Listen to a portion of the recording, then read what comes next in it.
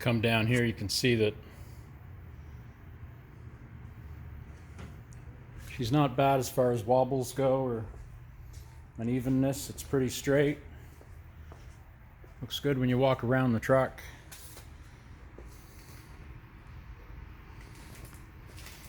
It's not too bad. Definitely better than it was, because it was not real nice. Sorry about that. Had something stuck to my shoe. If you come up here, you can see how the tape joint is against the tape joint that came from the roof before, and it's hard to see that, but it's up in that little divot that I believe is seam sealed at the factory. And as you come down here, it's right on this body line. Let me see if I can catch that. You can see a little funniness in the camera there where the light breaks. So that's basically the tape off. See there where I pulled the tape, it instead of going up, because what you want to do is grab the tape, pull it almost all the way around on itself, and then pull it so it rolls off. Here I had a piece that was stuck under a piece and it came this way. So you see those little lines? That's little paint strings, but that's okay because those will buff off. So what we'll do, I'll go out to my buddies, the guy that owns the truck, we'll take the buffer, we'll just go up this edge real nice, real light with just a polish on the buffer. If you come down here and you look at the line across there, I mean, I've got to get like way up here to kind of see it, and it's right on the edge of the line. You can see a few scratches there, but you can't really see the tape line. It's pretty good. So right here, there's a little bit of a mess, nothing crazy. Now the tape line on that side down over here, I think I might have put a little more paint over there, so there's a little more tape line. Again, we're just going to take the buffer, just gently go across that edge, barely touching it. And I mean, 90% of the walking world out there would never see it. You can see somewhere up here, you can see that little mark. That's a little tape string, or a little paint string as well, from when you pull the tape and you get a string. So those, they're just sitting on top of paint that wasn't prepped or nothing. So they do buff off pretty easy. But all in all, it's pretty good. You can catch the tape line right up here in the corner. Now there's a little bit of white in there from the edge of the tape or something, but I mean, again, we'll run the buffer on that. I should have went a little tighter into the edge, but there was a paint line there that I was trying to match so that the planes would be the same.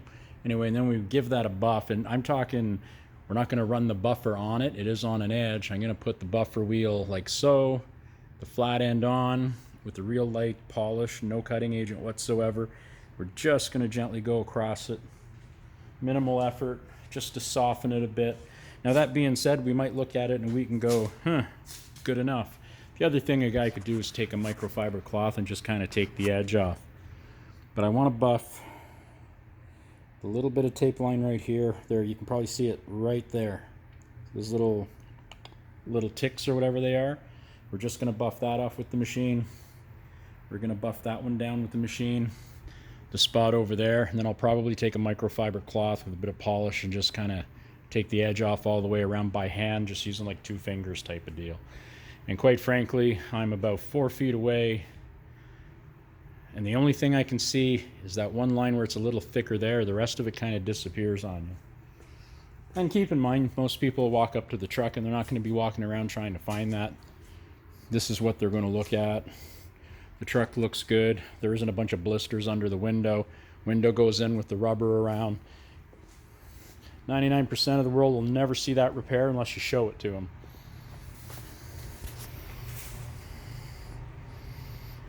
And of course, we plastic the whole entire truck, and we just cut out what we're working on. So you don't got to worry about stuff getting anywhere. And even if you got dust here, we don't want to disturb it. We don't want to touch it before, after, whatever.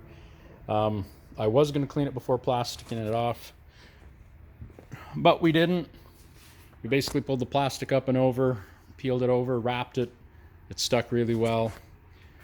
So even though we only painted a couple ounces of paint on there, like, you want to make sure you don't get stuff everywhere. And this is what the box liners in the 70s and 80s used to look like. Basically stainless steel screws and 1/4-inch plywood. And it looks like a really tough, tight plywood with no defects in it, which is cool, considering it's probably a gazillion years old. The only thing that's ever treated this wood is probably engine oil leaking out. This truck, as I showed in the other video, once in a while, it's never seen salt or winter since the 90s, since it was painted up. But look, he puts motors and engines and transmissions and wheels and tires. He uses this as a shop truck. He brought it to get that fixed, and he brought me a 455 Buick engine for my Buick. There's a little stain over there, oil into the wood where it leaked out a bit on him. And we put some Absorbol on there and let it soak for a couple days, and then I hit it with brake cleaner. As far as the little bit that's still in there goes, it's just gonna have to soak into the wood. The whole thing will do that. Probably wouldn't hurt to oil all the wood, you know, a little bit of linseed or something. But realistically, truck's nice. Things are very clean. You can see there's a little bit of wear from dragging stuff across, a little bit. But it ain't winter driven, so it'll probably last. There was a chip over here.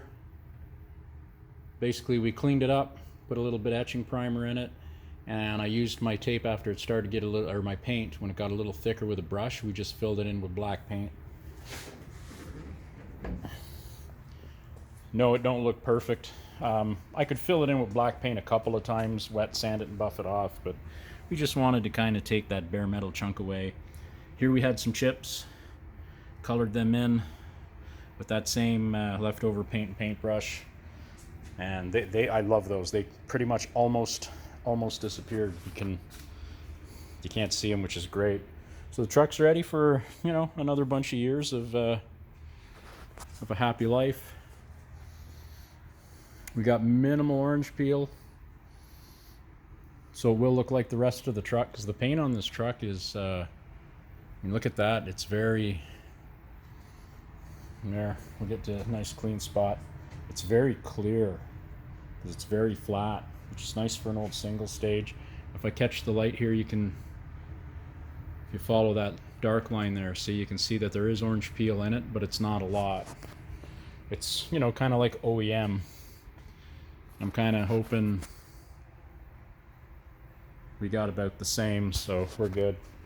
And I mean, I didn't try to add peel to it like on some of the Dodges with the base clear. In this case, I just shot it on as smooth as I could, but I went a little thick on the last coat, and it seemed to kind of just do that. I'm pretty familiar with this paint, so I kind of know if I go a little thick, she's going to be a little bit more, little bumpy. I mean, it's pretty minor. You can kind of see it.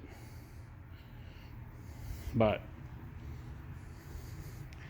once this whole truck has a nice wash and wax, the whole thing is going to look the same. And that's what we want, everything to look the same. So when this truck is at a weekend car show, something like that, a guy can walk by, you're not going to see all the paint coming undone underneath the back window. So you can walk by and it's nice and clean, everything's shiny. Truck is very shiny. Looks good. That's it for that one. Cheers.